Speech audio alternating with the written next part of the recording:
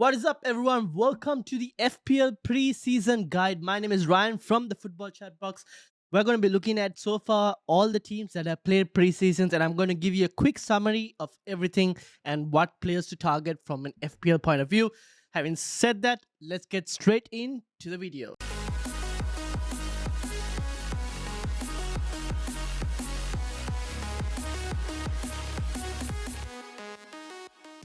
All right, so before we get started, there are a couple teams that are yet to play preseason at the time of me recording this on the 17th of July. So basically, Manchester City, Liverpool, Chelsea, Spurs, Brighton, and Fulham. Those are the 6 teams that are yet to play preseason. So we don't have information on them yet because they haven't played a single game. But we will cover the remaining 14 teams that have played preseason. Some of them have played games behind closed doors, so we don't have like lineup information and all that. But let's cover what we already have. So let's start off with Arsenal. Now, I've got the transfers, players in form, and game stats so far, and also their last game formation. So that should help you kind of understand who they played in what type of formation and what kind of formation we can see when they come to play at the starting of the season as well. And I've also got their first 8 game weeks, as you can see below in the fixture ticker. This is from Fantasy Football Scout, the members area, the fixture ticker. If you want to sign up, there is the links in the description. Make sure to check it out.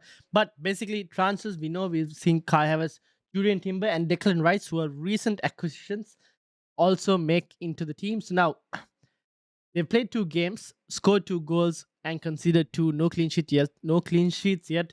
Marquinhos scored in the first game, and Saka scored in the second game. As you can see against Nuremberg, this was the second game Saka scored. Ben White got the assist for that. Now, a 4-3-3 with Nketiah down in the middle, Reece Nelson on the left, Saka on the right. Trossard playing in a bit more deeper role, where we assume is where Havertz will most likely play, or maybe even Declan Rice. We're still not sure. We'll have to see in their next game. They're playing the MLS All-Stars, so maybe we'll get a better idea of where Havertz fits into this team. Does he play in that striker spot? Gabriel Jesus, will he be back into that striker spot? Does Havertz go into where Trossard is? And then Martinelli also has to come back, so we'll get a better idea in the next game against MLS All-Stars. But so far, this is what the team looks like. Obviously, the fixtures at the start are pretty decent. They do have a bit of a tough set of fixtures in like after the first 3 game weeks, where they play United, then they got Everton, which is a bit of an easy one maybe, and then you got Spurs, again a bit more tougher one, Bournemouth, then you go to Manchester City. So it's a bit of a mixed run in that section, but before that, the first 3 look pretty good. Now, I want to see where Julian Timber also fits into this. Does he play where Saliba is located, or does Gabriel lose his spot and does Julian Timber play there? Or does Julian Timber play where Ben White is, and does Ben White move into the centre-back spot? These are a few things that we kind of have to wait and see. Hopefully, we get more information. They have MLS All-Stars and then Manchester United as well after that. So hopefully, we'll get a bit more information on how their team forms.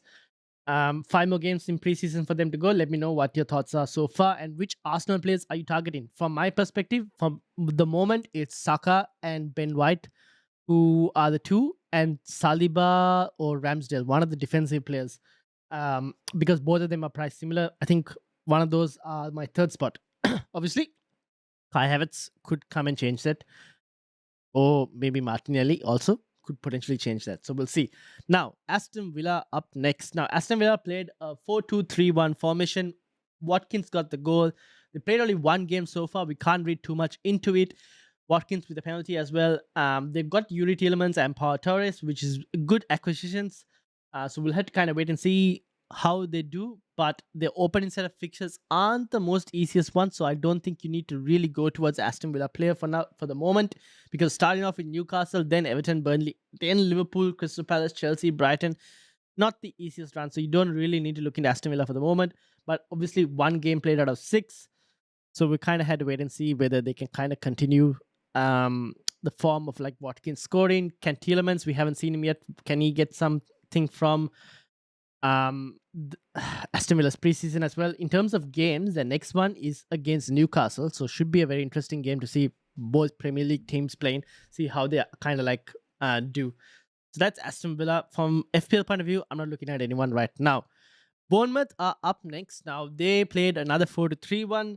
They played 2 games out of 5, scored 4, conceded 1, clean sheet 1. But the opponents that they played, I don't know how much, like how good the opposition are. So I wouldn't read too much into it.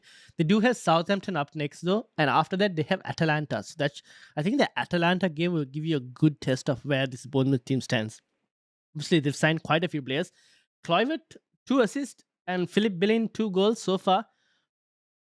Maybe those are the picks. Kluivert, especially, someone to keep an eye out for. Fixtures, though, as you can see from the ticker, not the best for Bournemouth as well. Quite a tough one with Liverpool, Spurs, Brentford, Chelsea, Brighton, Arsenal. In your first 8, you have 6 of those tough fixtures, and West Ham to start as well. Not looking great for Bournemouth, so not going to look at anyone at the moment. But someone to keep an eye out later, maybe, would be Kluivert. Right now, I think 5 million, so someone to keep an eye out for him. Brentford. Now, Brentford have played only 1 game, and I couldn't find their fixture, like their formation, which is why you can't see their formation. Now, this is something we kind of have to wait and see on Brentford. Their next game is against Fulham, and then they play Brighton after that. After that, they have Aston Villa as well. So it's quite a few good opposition upcoming. Maybe we'll see whether Mbeumo, he's in a lot of drafts right now. Can he keep come start of the season? Will he still be in a lot of drafts? Will he do well in preseason? That's something we kind of have to see. Flecken is something else as well that's very interesting because he'll most likely be their goalkeeper because Raya is leaving. He could be a very interesting goalkeeper in terms of bonus points, just like Raya. He does tend to pass quite a lot, and if goalkeepers do have a good amount of passes in FPL, they do rack up baseline bonus. So if you remember Kepa from last season, tend to rack up a few bonus points because of pass completion and everything. Flecken could also be that similar type of goalkeeper. Now, the fixtures though, they are all right. Not too easy, not extremely hard as well. A couple tough games put in there. So something to kind of keep an eye out. So far, only 1 game played. We can't read too much into it, but the next couple games are against good opposition. So Flecken is someone I'm actually looking forward to see how he performs. Can Brentford keep clean sheets? And Mbeumo, kind of had to wait and see. Now, next, moving further forward, Burnley. Now, Burnley are a team in the Championship that scored a lot of goals, and they're kind of showing it here as well. 7 goals scored. The problem being, their games were like behind closed doors, so I can't really tell you what actually in terms of formation or anything that happened. So we kind of had to wait and see. Obviously, the next game is against Genk, and then they have another one that is yet to be announced. We had to wait and see. Maybe we get a better formation in terms of Genk. Obviously, they also have the blank in game week 2, so I don't think too many players are looking at Burnley because City opener blank in game week 2, Spurs in game week 4. Then you got United in game weeks 6, Newcastle 7, Chelsea 8. I mean, it's not the best run for Burnley at the start. You don't need to look into any Burnley players. I know people have Bayer in their drafts because he's a 4 million player. But to be honest, it doesn't seem like they have the best of runs. Obviously, from an FPL point of view, we still kind of have to wait and see who they're going to sign for striker spot because they have Rodriguez, but his injury concerns might be a problem. So we kind of had to see who they actually pick for that striker spot as well. So that's Burnley so far. Hopefully, we get a better formation and idea of it against the game against Genk. So next week, we'll have probably a better idea. So let's move on from Burnley because not too much over there to Crystal Palace. Now, Crystal Palace, again, a mixed opening run of fixtures, to be honest. 2 games played out of 7, scored 2, conceded 3. So defense-wise, not the best.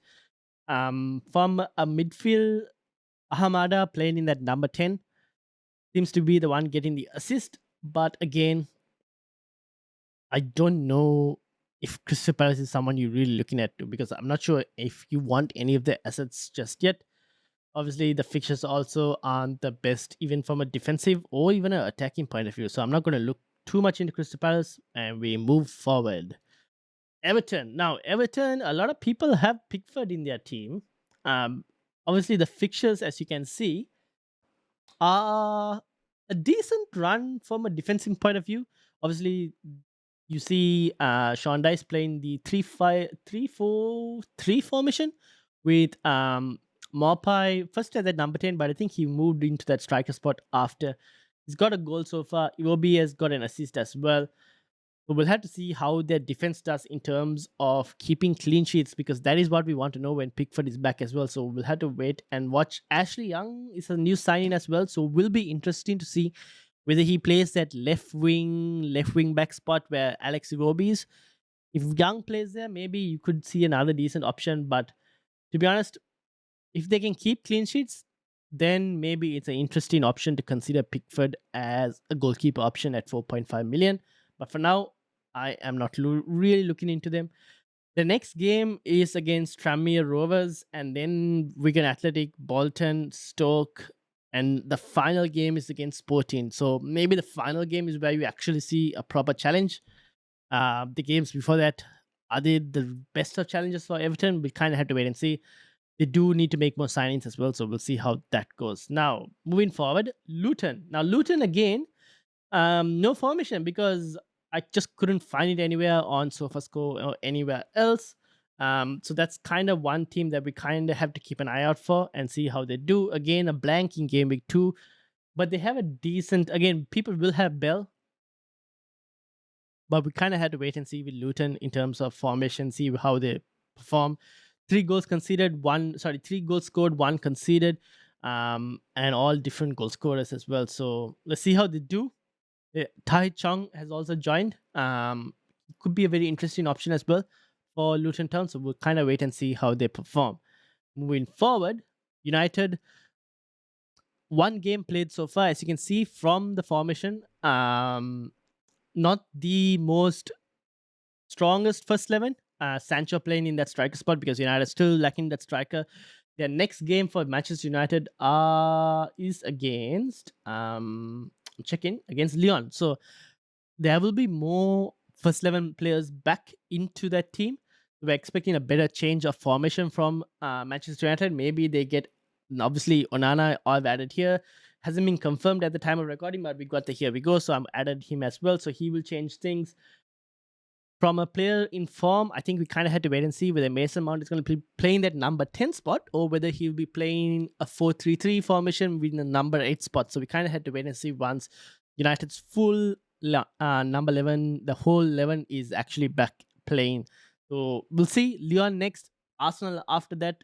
So a couple decent games in there for us to get a better idea of Manchester United. Amad Diallo is interesting. If he does stay, could be a very interesting option for FPL from that right wing spot. Obviously, United, Anthony didn't really perform that well, but Diallo had a really good spell in the championship. So maybe if he can nail that spot down, it could be a very interesting option. Someone in here who has been rumored to go is Tom Heaton. Now, he's been rumored to go to Luton Town. 4 million goalkeeper option could be very interesting. So we'll have to kind of wait and see whether Tom Heaton does end up going to Luton. If he does, you are looking for a starting 4 million goalkeeper where the fixtures are all right. I mean, could be one to kind of consider, right? But yeah, that is so far for Manchester United. Let's move on to Newcastle. Then Maximum on the goals, on the assist, rumored to also be leaving. So we kind of had to wait and see what actually is happening. Opening run isn't the best. City, Liverpool, Brighton, tough run, obviously. Most of the team is back, you could say. Obviously, strikers still not there. But Saint Max seemed to be the one who looks to be on it for preseason. Does he still remain at Newcastle? That's another question we kind of have to wait and see. But yeah, that is Newcastle so far. 3 goals scored, 2 conceded in just 1 game. The next game Newcastle play is against Glasgow Rangers. After that, it's Aston Villa, then Chelsea, then Brighton. So they got some other tough preseason games coming, so we'll have a better idea of Newcastle. Obviously, so far only Tonali as their one and only sign-in. We'll see whether that changes as well. So few things to kind of keep an eye out for.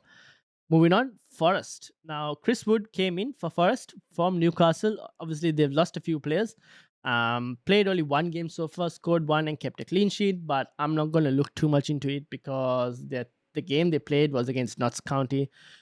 The next one, though, they're playing Valencia, then they're playing Levante, and that should be a couple interesting. They got PSV as well, so quite a few interesting games for Forest. Fixtures, though, opening 8 aren't the best, so I'm not going to look into Forest as an option in terms of players to get. Not an interesting opening set of fixtures. So, good preseason games, but no one here that I would actually consider for my team.